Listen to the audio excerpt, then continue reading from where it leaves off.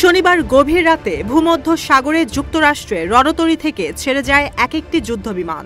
অতর্কিত হামলা চালিয়ে বসে ইয়েমেনে। ইরান সমর্থিত সশস্ত্র যোদ্ধা হুথিদের ওপর হামলার নামে প্রাণ যায় সাধারণ মানুষের। এই হামলার পর থেকে ক্ষোভে ফুঁসছে ইয়েমেনের হুথি বিদ্রোহীরা।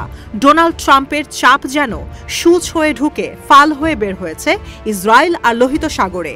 মিত্র বেনিয়ামিন নেতানিয়াহুর ভূখণ্ডে যে কোনো সময় হুথিদের মিসাইল পড়ল বলে ইসরায়েলে বাজছে সাইরেন। হামলা হচ্ছে মধ্যপ্রাচ্যের জলসীমায় যুদ্ধ বিমানের বহর নিয়ে বসে থাকা যুক্তরাষ্ট্রের রণতরীগুলোতে। ৭২ ঘণ্টায় চতুর্থবার মার্কিন রণতরীতে হামলা চালিয়েছে হুথিরা। সবচেয়ে বেশি টার্গেট করা হচ্ছে ক্রুজ মিসাইল আর কমব্যাট ড্রোনবাহী ইউএসএস হ্যারি ট্রুম্যানকে। হুথিদের তেল আবিবের বেন গুরিয়ন বিমানবন্দর লক্ষ্য করে ছোড়া ব্যালিস্টিক মিসাইল কোনো রকমে ঠেকাতে পেরেছে ইসরায়েল। অনেক এলাকায় সে সময় বেজে উঠেছে সাইরেন। লোহিত সাগরে বাণিজ্যিক জাহাজ লক্ষ্য করে হামলার তীব্রতা বাড়িয়ে দিয়েছে হুথিরা। ইয়েমেনের সশস্ত্র যোদ্ধারা বলছেন, হামলার অবস্থান থেকে সরে আসবে না তারা। যুক্তরাষ্ট্র যতই চাপ দিক আর ইরানের কাছে অনুরোধ করুক, ইসরায়েলের জাহাজে হামলা হবেই। চটে গেছেন ইরানের সর্বোচ্চ ধর্মীয় নেতা আয়াতুল্লাহ আলী খামেনিও। বলেছেন, ইয়েমেনে আর হুথিদের ওপর যুক্তরাষ্ট্র যা করছে এটা সন্ত্রাসবাদ।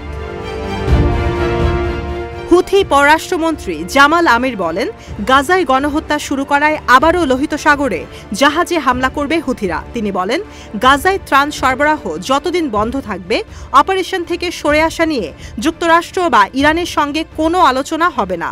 ইরান ইয়েমেনের সিদ্ধান্তে নাক গলায় না। এই সিদ্ধান্ত সশস্ত্র গোষ্ঠীর একান্তই নিজেদের সিদ্ধান্ত। ইরান মধ্যস্থতা করতে পারে, কিন্তু সিদ্ধান্ত চাপিয়ে দিতে পারে না। আত্মবিশ্বাসের সঙ্গে তিনি বলেন, ইয়েমেনের সঙ্গে এখন যুদ্ধ যুক্তরাষ্ট্রের। এর মানে নিজেদের রক্ষার পাশাপাশি পাল্টা হামলা করতে পারবে সানা। ইরানের দাবি, সশস্ত্র যোদ্ধাদের স্বাধীনভাবে সিদ্ধান্ত নেয়ার অধিকার আছে।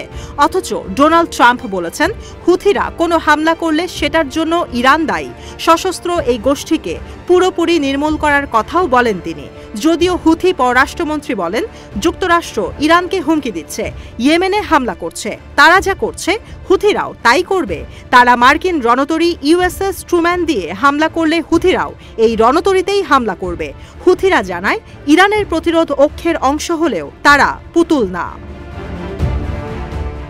২০২৩ সাল থেকে গাজায় ইসরায়েলি আগ্রাসন শুরুর পর মধ্যপ্রাচ্যে ইরানের সমর্থনে শক্তিশালী হয়েছে হামাস, হিজবুল্লাহ, হুথির মতো সশস্ত্র গোষ্ঠীগুলো। চলতি বছরের মার্চ থেকে লোহিত সাগরে ইসরায়েলি জাহাজে আবারও হামলা করেছে হুথিরা। কারণ গাজায় যুদ্ধবিরতিও দ্বিতীয় দফায় কার্যকর হয়নি।